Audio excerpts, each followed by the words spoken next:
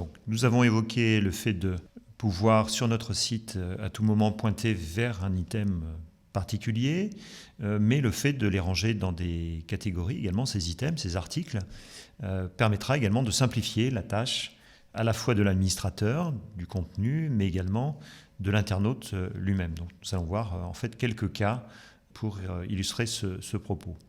Nous allons dans le menu contenu pouvoir ici modifier par exemple le groupe de menu duo.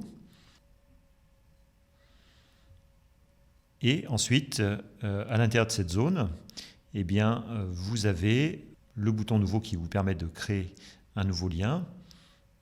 En cliquant sur sélection, nous reviendrons sur le titre tout à l'heure de ce lien, eh bien, se présente ici un certain nombre d'éléments qui sont associés aux composants actuellement installés sur ce poste. Eh bien, nous allons ici sélectionner le composant article pour y voir justement tous les cas de figure qui sont listés. C'est-à-dire que nous allons rencontrer dans un premier temps article qui, comme le commentaire qui est ici, le descriptif, nous l'indique, nous permet de pointer vers un article unique. Nous allons avoir également des liens de type blog d'une catégorie. Cette présentation en blog va s'opposer à la présentation en liste que vous avez un peu plus bas. Dans un premier temps, vous allez avoir ici des blocs de contenu, alors qu'ici, vous allez avoir un tableau qui va lister simplement les titres des articles vers lesquels vous pointez. Et l'intérêt d'un blog, par exemple, c'est que vous avez une présentation qui introduira l'article lui-même et qui pourra justement se scinder en introduction d'article et en article complet avec une coupure que l'on va qualifier de lien de type lire la suite. Voilà, donc qui permet ou qui invite en tout cas l'internaute, si le sujet l'intéresse, décrit dans la partie introductive, de pouvoir consulter le reste de l'article. Ensuite, il y a des variations, des variantes de ce bloc d'une catégorie, bloc des articles en vedette. Alors c'est un peu la même chose que de pointer vers une catégorie, sauf que des articles vont avoir cette capacité d'être étiquetés en vedette, dans la mesure où ici, l'avantage c'est que l'on pourra pointer vers des articles qui ne sont pas simplement rangés dans une seule et même catégorie, mais le cas échéant dans plusieurs catégories, faire une espèce de revue de presse finalement des articles rangés à des endroits divers et variés. Ensuite, il y a également une procédure qui va simplifier, on va dire, l'administration des liens au travers de ce lien de type liste de toutes les catégories. En gros, eh bien, c'est l'internaute qui va, au fur et à mesure, pouvoir naviguer là où il le souhaite, au travers justement ici d'un lien où vous allez simplement indiquer, nous allons commencer par là d'ailleurs, qui va indiquer à l'internaute en fait le lien parent ou la catégorie parent, et ensuite les clics successifs de l'internaute amèneront en fait cet internaute à consulter les liens et les articles contenus dans les catégories où son choix va se diriger. Donc on clique sur liste de toutes les catégories. Et donc ici, comme je vous l'indiquais, en fait, il va falloir lui indiquer justement la catégorie principale. Par exemple, nous avions dans l'arborescence une catégorie Joomla. Eh bien, nous allons dans cette zone ici la sélectionner.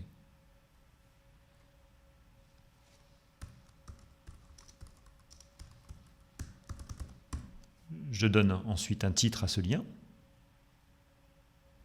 J'enregistre. J'actualise et je clique ensuite sur toutes les catégories. Et bien ici, nous allons, si on affiche en parallèle, je vais enregistrer fermé, afficher en parallèle justement la façon dont cette catégorie de Joomla a été ici créée. Je vais effacer, voilà, et je vous remontre à nouveau l'arborescence. Donc vous voyez, on a bien Joomla, extension, components, et components amène module, template, etc. En tout cas, extension amène les autres. Donc si jamais je me retrouve face à extension, c'est que derrière, il y a des choses. Alors on me montre d'ores et déjà, vous voyez que cette catégorie extension n'est pas là en fait pour ranger des articles, mais simplement là pour positionner des catégories enfants. D'où justement ici le nombre d'articles à 0. Je clique sur extension et c'est là qu'il me dit, ben voilà, à l'intérieur, j'ai trouvé 4 catégories, components, modules, template, plugin, et c'est bien le reflet de ce que j'ai également ici dans l'arborescence. Alors je peux synthétiser avec l'outil de filtre que je vous avais déjà montré en affichant par exemple la catégorie 3 non, la catégorie 4, voilà, ça me permettra ici de résumer ce qui s'affiche actuellement à l'écran. Et donc après, on laisse à la disposition de l'internaute de cliquer sur la catégorie de son choix et d'y voir ensuite à l'intérieur un certain nombre d'articles qu'il pourra soit voir sous forme d'aspect synthétique, soit sous forme ici d'articles complets. On a plutôt des articles complets d'ailleurs, et aucun d'entre eux ne fait appel à un élément de type lire la suite. Quand vous mettez ce type de lien en place, il y a un module essentiel en fait qu'il ne faut pas oublier de mettre. C'est ce qu'on appelle le fil de navigation ou le fil d'Ariane, puisque ce module va permettre à un internaute de savoir exactement là où il se trouve. Donc je vais ouvrir dans un nouvel onglet pour ne pas perdre la liste des catégories, la gestion des modules. Donc je vais ici effacer, je vais utiliser l'outil de recherche pour voir si j'ai un module de type fil de navigation, il est ici. Alors actuellement le module est dépublié, je vais venir le publier. Et si j'actualise, eh bien, ce fil d'Ariane m'indique en fait le chemin que j'ai parcouru pour aller jusqu'à l'endroit où je suis. Si je souhaite revenir dans l'arborescence, vous voyez que je vais pouvoir remonter jusqu'à la racine, jusqu'à la page d'accueil, et éventuellement après repartir ici pour lister les différentes catégories. Voilà, je clique sur extension, et donc là il m'indique en fait le chemin dans lequel je suis positionné. Donc première possibilité, je laisse finalement à l'internaute le choix d'aller là où il veut. Deuxième possibilité, j'oriente en fait mon lien en venant fabriquer justement des liens un petit peu plus précis. Donc je vais revenir dans Menu du haut, je vais venir ensuite éditer toutes les catégories pour ici simplement pointer vers un blog d'une catégorie. Je clique sur le bouton sélection, article toujours au pluriel, je sélectionne ensuite dans la liste blog d'une catégorie. J'identifie bien entendu la catégorie qui m'intéresse. Ici en l'occurrence, il faudrait pointer vers une catégorie qui est censée normalement avoir du contenu. Donc je vais tenter par exemple Components. J'enregistre dans un premier temps. Je viens ici actualiser ma home, cliquer sur bloc d'une catégorie. Et donc, à cet endroit-là, eh bien, j'ai un article, 2 articles, 3 articles, 4, 5.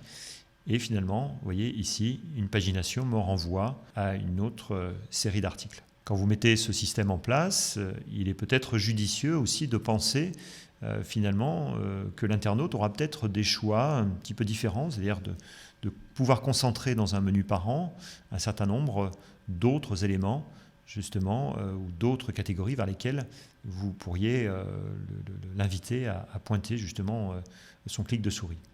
Donc ici je pointe vers une catégorie de type blog d'une catégorie, mais on pourrait d'ores et déjà indiquer qu'il s'agit des blogs au pluriel.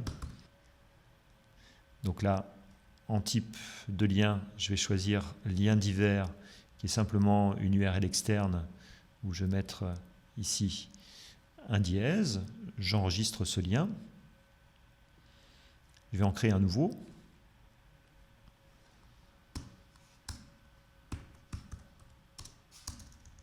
Donc là, je mets simplement la catégorie, toujours blog, hein, component.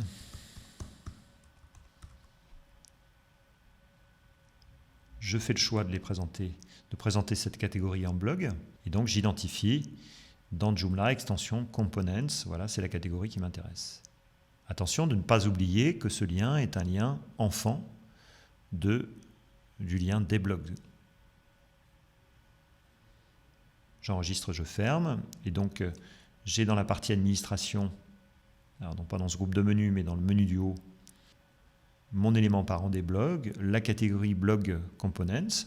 Pour faire le deuxième, je peux par exemple soit cliquer sur nouveau et reparamétrer, soit ouvrir celui-là et venir ensuite sélectionner une autre catégorie.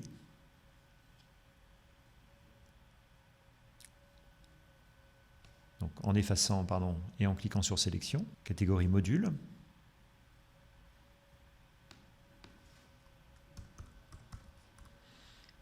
Et ne pas oublier 2 choses, à la fois de modifier le titre, mais de modifier également l'alias. Cet alias est pour Joomla le moyen de fabriquer des URL des pages de votre site. Or, si ce champ contient des choses, et là c'est le cas puisque nous avons des mots présents dans ce champ qui sont le résultat du titre que vous aviez précédemment dans les liens que nous avons édités, que nous nous apprêtons à dupliquer. Eh bien, si ce champ est déjà rempli au moins d'un ou plusieurs caractères, eh bien Joomla ne fait absolument rien, c'est-à-dire que même si le titre long a changé, l'alias n'est pas mis à jour. À partir du moment où ce champ est vide, eh bien il auto-générera un titre qui correspondra, un alias pardon, qui correspondra au titre que vous avez ici. Par contre, libre à vous également de le modifier manuellement, c'est-à-dire qu'en gros, ce qui va distinguer le premier du deuxième, c'est le dernier mot de cet alias. Et donc ici, je fais au final enregistrer une copie. Attention tout de même, quand vous faites une copie dans Joomla, systématiquement, cette copie est dépubliée. Donc nous allons sur le côté droit ici la publier et à nouveau enregistrer.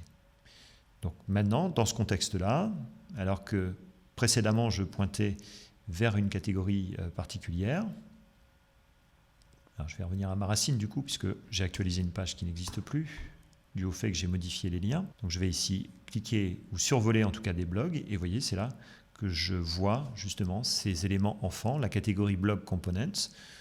Nous avons le même lien que précédent, ou en tout cas le résultat reste le même, et la catégorie blog module, qui cette fois-ci, vous voyez, va chercher une autre catégorie. Donc là, à ce moment-là, la personne va choisir, en gros, le thème qui l'intéresse au travers de ce lien de type menu, sous-menu, qui apparaît sous cette forme.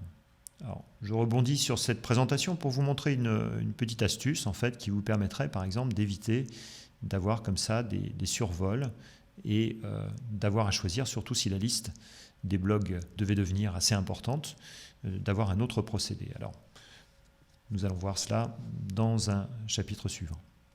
Donc, ce que nous souhaitons, c'est n'avoir finalement un lien que d'un seul niveau ici et nous amener en fait à consulter après les éléments enfants, non plus sous la forme de menu sous-menu, mais par exemple d'avoir un relais sur le côté droit ici de l'écran.